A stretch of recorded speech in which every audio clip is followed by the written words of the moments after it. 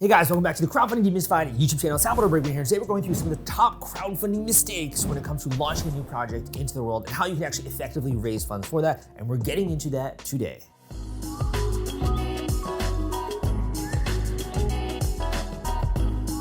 Okay, so let's get started. Again, my name is Salvador Briggman, and I started this YouTube channel really to share with you teachings, advice, tips, etc. when it comes to crowdfunding, actually how to raise more money with a new campaign. So whether you're trying to do a Kickstarter campaign, Indiegogo campaign, doing a Patreon campaign, doing recurring income, whatever it is, these advice, these tips, these mistakes, you really want to stay clear from. Even this could be, for example, a GoFundMe or personal crowdfunding campaign. So I've seen a lot of campaigns, right, over the course of time. I've been in this industry since 2012. And really my objective here is not only to share with you this so you can kind of steer clear from some of these pitfalls, but also just get you thinking about this before you go live, because that's really the last time you actually want to start to think about this. When you're actually live with a campaign, then you don't have so much ability to actually change and navigate. So hopefully some of these tips are gonna be helpful for you. Let's get right into it. Okay, so my first mistake. This is the biggest mistake that's out there, man. I am telling you, do not wanna make this mistake. This comes with picking the wrong platform. So you wanna pick the right platform. So making this mistake when it comes to picking the wrong platform is one of the biggest ones that's out there, honestly. And that's because whether you have, a creative project, or you have a physical product, or something you're trying to get out there to the world, you need to make sure that you're on the right platform, that you can actually launch this thing out there into the universe. You have tons of people checking this out on the actual platform which you're going live on. And when you pick the wrong platform, sometimes it's actually not the best category for you, not this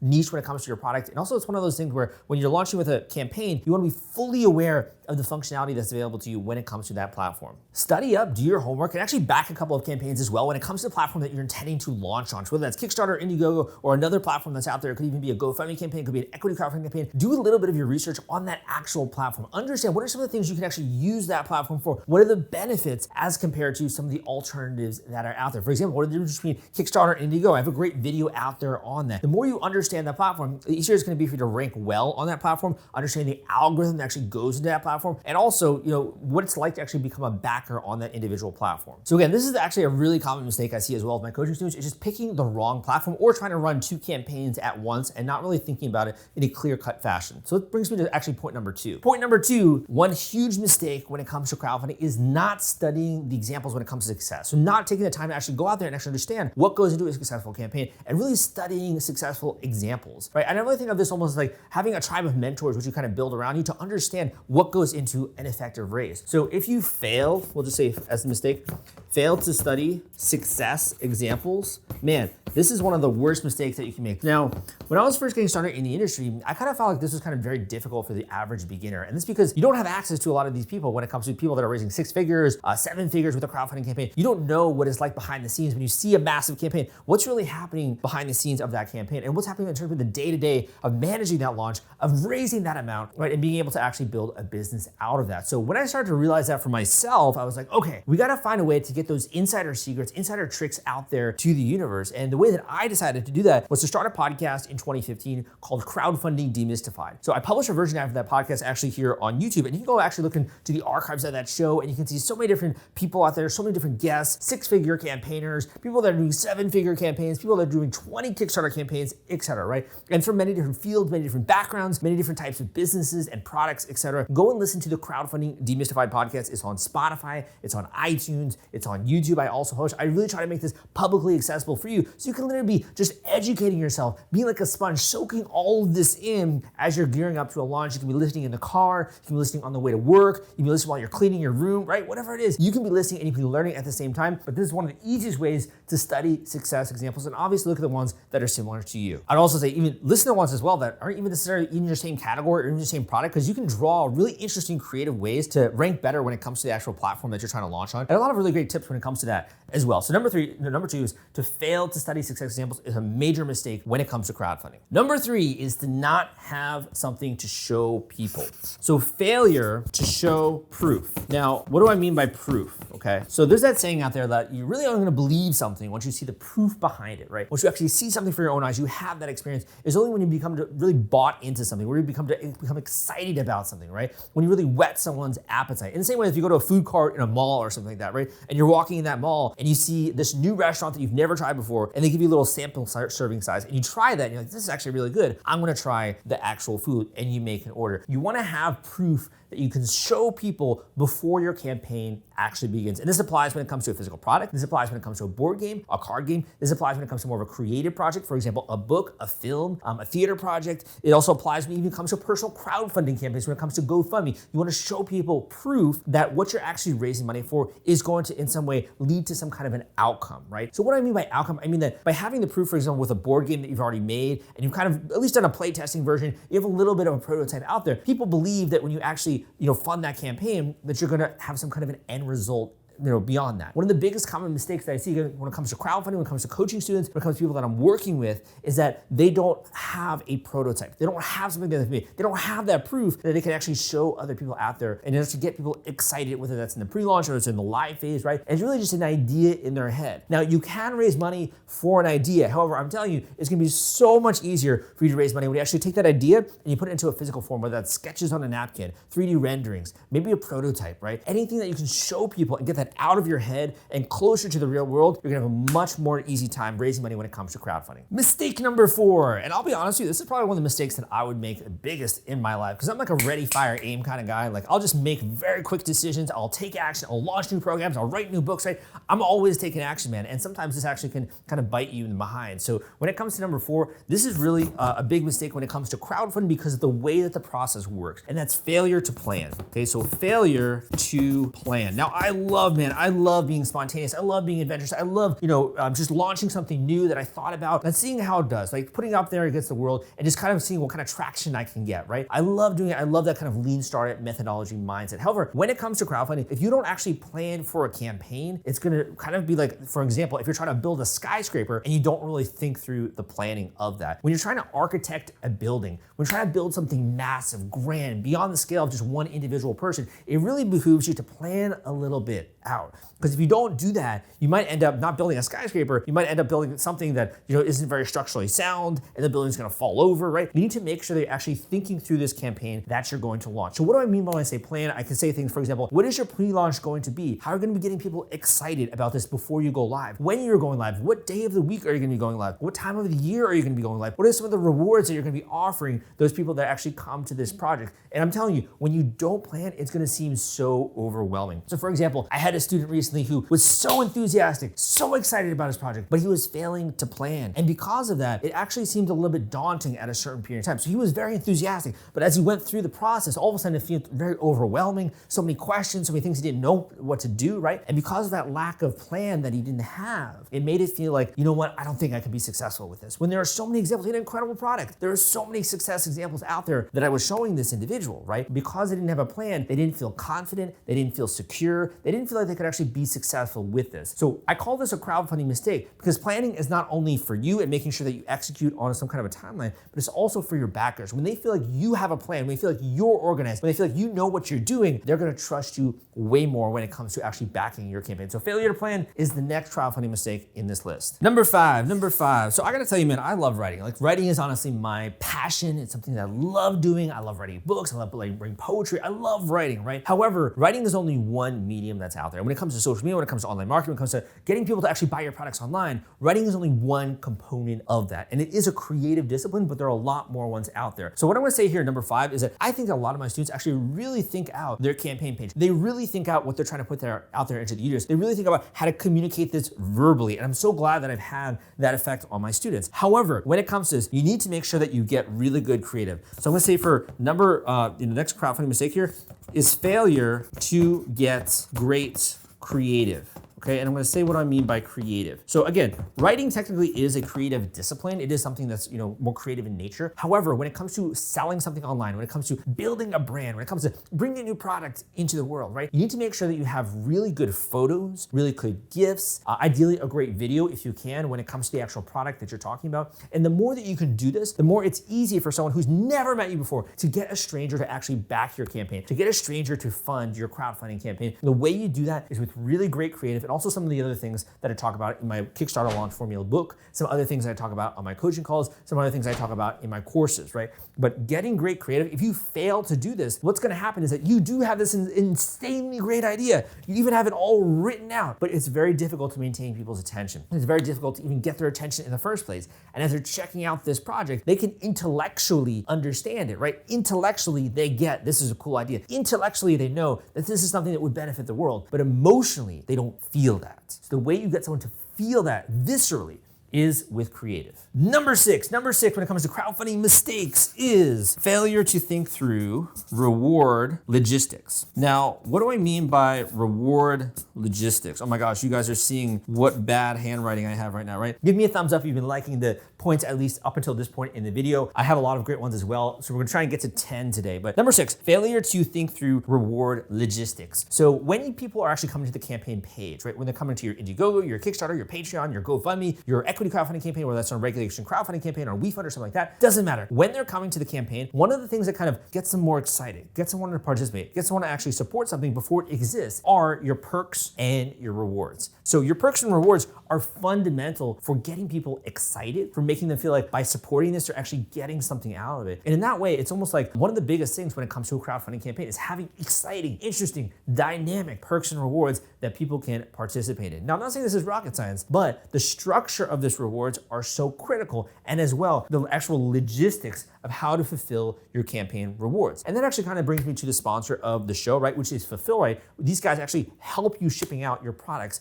to the world. They have an iron giant team of all these different kinds of trucks, which they can actually take these products, first of all, from your factory, you ship them to the warehouse, they can sort them, they can pack them, they can put in marketing inserts, they can put on labels, barcodes, etc. They ship them out to your customers. You don't even have to deal with returns, anything like that. So Fulfill Right is really good at that, but also there are other people in this niche as well when it comes to survey management tools, other people that are helping you fulfill these rewards. So failure to actually think a little bit about reward logistics can make a campaign more difficult because sometimes you can overpromise when it comes to your project. So overpromise when you're trying to make everyone, you're trying to appease everyone, trying to have so many different variations, it can make things very complicated. And also when it comes to your fulfillment, it can make it a nightmare. So next crowdfunding mistake, failure to plan for your rewards. Want to take all the stress out of fulfilling your Kickstarter rewards? Fulfill Right is the turnkey solution that puts product delivery on autopilot. The Top Campaigns uses trusted high-tech provider to store, package, and ship their products. Focus on growing your business. Leave shipping to the experts. Don't wait. Get a custom quote from Fulfill Right today. Link in the description.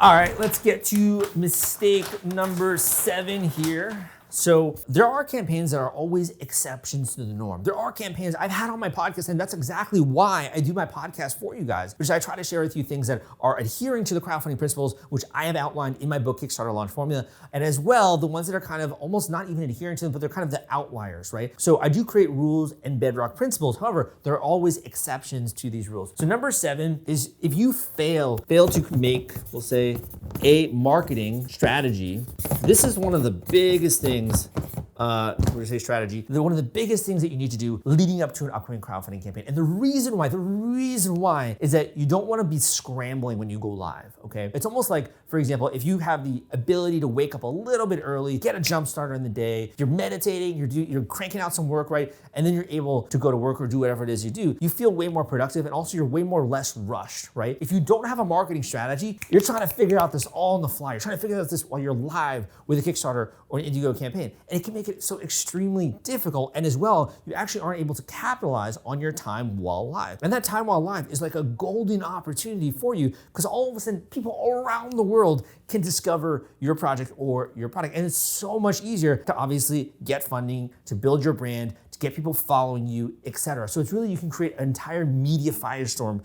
around this crowdfunding campaign. If you fail to make a marketing strategy ahead of time, you're just gonna be scrambling, you're gonna be missing out on opportunities, it's gonna be extremely stressful for you. So I'm telling you that this is one of the things that you actually want to do. And again, one of the things we talk a lot about when it comes to my coaching call students, and also students who have read my books, taken my programs, etc. You need to make a marketing strategy. Number eight mistake, I'd say, and I'm gonna be honest that I think that this mistake is actually more geared to you if you're trying to build something bigger than yourself. You're trying to really build an organization. If you want to just kind of launch this thing and see whether it's not, for you, I don't necessarily think you need to do number 8. However, this would be a failure if you're trying to do a mega crowdfunding campaign, or you're trying to do anything in kind of a noteworthy way, and you're trying to build something again that's really beyond just what you yourself can do. And that's to create a PR or a media kit. And I would say to kind of add to this is really thinking about what are your brand guidelines, okay? What are your brand guidelines here? And what this is actually gonna inform is really the community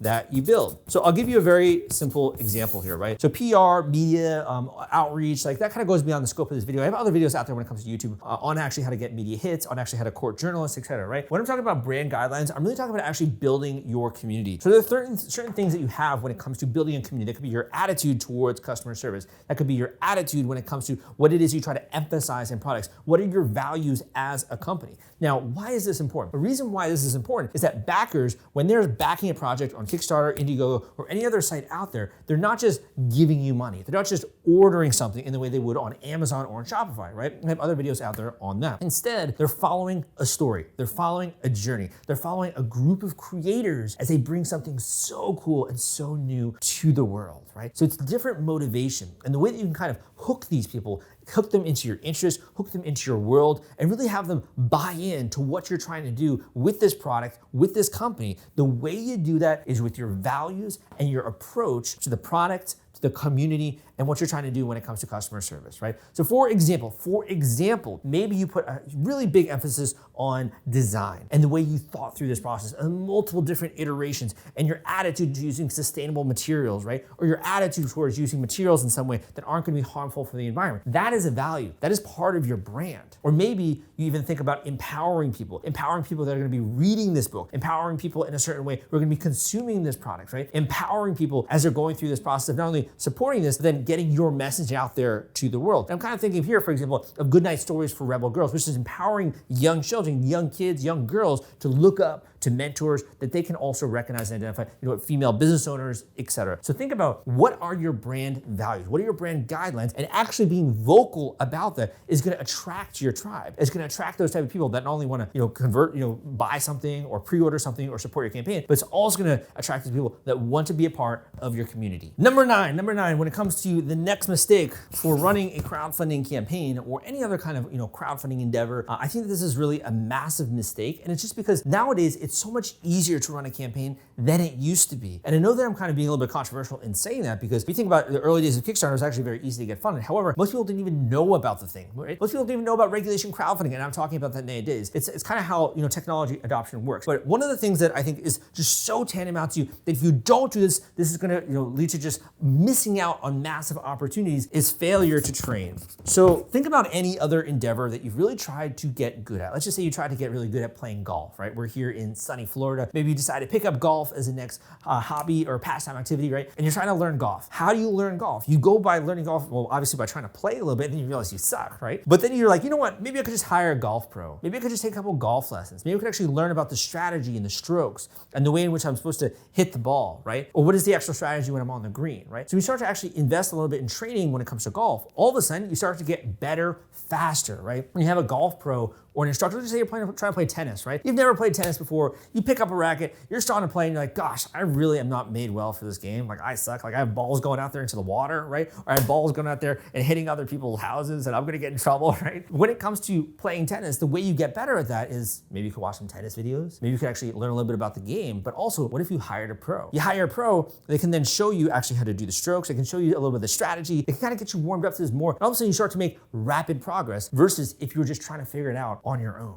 And one of the times when I was younger, I loved to play chess with my uncle, okay? Loved to play chess with my uncle. My uncle was one of the smartest people that I've ever known. Really intelligent, really smart guy, and just kind of sharp as a tack, right? And he would always beat me at chess, man. He would always beat me at chess, no matter what I tried to do. I was such a young kid, and he would never let me win. And it was always so frustrating. So one time I actually went to chess club, right? And I started to talk to other people there, and they were like, hey, Sal, one of the things you can do actually to get better at chess is just start to read books on chess. So I went to my local library, I started to read some books on chess, and all of a sudden I started to learn chess strategy. And I was like, I didn't know that this thing even existed, that there was a strategy behind this game. But lo and behold, as I started to learn more, as I started to read more, I started to get better at the game of chess. I started to beat people when it comes to Chess Club. And eventually, one Christmas Eve, I was able to beat my uncle at chess. And I was just like ecstatic, astounded, because I knew that he had given his best game. But because I understood chess strategy and I had trained on my own, I had self-learned, I had self-educated, I was able to beat my uncle finally at this game. It was really obviously a great moment in my life. If you do not train, you are far likely to be successful at any kind of endeavor. So for you, there's now so many great free videos out there on my YouTube channel when it comes to being able to train and to understand how to do one of these campaigns. I put out free content on my blog, crowdcrux.com, all the time. I put out free podcasts for you guys, right? I have free courses when it comes to getting started with a Kickstarter campaign. If you also want to level up and you want to hire an instructor, right? I also do these one-on-one coaching calls where I make myself available to you for an intensive coaching call where I'm going through every single element of your campaign. So I will link that up down below, some of those different resources, but you gotta train. If you don't train, you're pretty much just kind of putting your hands up there and saying, you know what, I'm leaving it up there to chance. You know what, I just don't care enough to train. You know what, maybe I wanna become a doctor, but I'm not willing to go to school for it. You know what, maybe I wanna be successful, but I don't really value it enough to actually invest my time in understanding how to accomplish that in an easier way. So you gotta train. That is number 9 when it comes to this mistake. Number 10 actually has to do with your mindset, okay? I know that's kind of woo-woo, right? We're talking about mindset. No, I'm more actually talking about tactics and strategy, honestly, but this is actually how this feeds into this. So you wanna think about the launch differently than other people do. So when it comes to launch, really identify what is it that you're trying to achieve, right? So this could be failure, we'll just say, to set objectives. Now, why is this important? This is important because, sometimes I'll be working with a student and like, Sal, I don't know, this is so risky. I don't know if I should be doing a campaign like this. This is gonna be so crazy if it doesn't go right. What if it does go right? Then I'm gonna have all of these orders. Oh my gosh, I don't know. I don't wanna be unsuccessful. I don't wanna be successful, right? It kind of just keeps your tires spinning. You never taking action, right? So I would really invite you to open up your mind a little bit and to consider a different mindset and to think about how could I make this a win for me regardless if I'm going to be successful. Maybe I run a campaign and it's not successful and I realize, okay, now I know either the mistakes that I made, the way that I have to do it differently. We've had people who have come on the show who launched 1 campaign, 2 campaigns, they aren't successful, and they're super successful when it comes to their 3rd campaign, right? So thinking a little bit differently about this. This is one of those great things where if you ever played baseball, right, or you played softball, it's not like it's 3 strikes and you're out. You can keep going up to that home plate and you can keep swinging the bat. As long as you keep going up, you can keep swinging it, and eventually you're gonna get a home run, right? That's what's so incredible about crowdfunding is you can just keep running campaigns if you want to. So for example, let's just say even if you weren't successful with a product idea that you launched, well, now you're not gonna waste your next 2 to 3 years of your life investing in actually trying to bring this product to market. So think a little bit more about how can I make this campaign work for me, whether or not I am successful? How can I make this a win? What am I really going after? Am I going after feedback on the product? Am I going after funding? Am I going after traction? Am I going after media attention and brand awareness? What is it that I'm trying to get out of this campaign? And how can I structure this launch in such a way that is gonna be useful regardless? So just to kind of very quickly expand on that, when it comes to failure to set your objectives, the other thing that I would say is that, okay, maybe if I have a really successful campaign, if I have a 6-figure campaign, a 7-figure campaign, yes, that is gonna be a high quality problem. But how could I also plan for that? How could I maybe have stretch goals, for example, that incorporate into my campaign where the more I raise, the more cool things that I can do with my project, right? How can I create maybe some different charge and I can kind of think about, okay, if I raise this amount, this is how it's gonna impact my cost. If I raise this amount, this is how it's gonna impact my cost. So do a little bit of thinking. Now, I know this is a much more difficult to understand, difficult to grasp kind of point. So I urge you, number 1, go and check out my book, The Kickstarter Launch Formula, because this kind of lays everything out there. We're going through steps 1 through 10 of these mistakes. There's way more information, way more resources, way more tools, tactics, strategies that you can use to absolutely smash your goal when it comes to a Kickstarter campaign or an Indiegogo campaign. I also have some other great books out there that I will link up down below. And if you're ready to kind of move forward and you want to make some rapid progress, definitely book a one-on-one coaching call with me. We can go through an intensive planning session when it comes to your project, as well as answer any of your questions, homework items, all of that. And I also will work on a small number of campaigns. If I really believe in it, if I'm passionate about it and you've been working hard on this, we can also discuss that. But thank you so much for tuning into this video. Again, my name is Salvador Briggman. Give me a thumbs up if you did like this. Come subscribe for more content like this, and I will see you next time.